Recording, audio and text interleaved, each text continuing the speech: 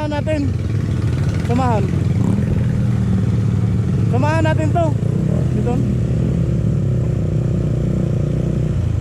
Paano mo muna yan?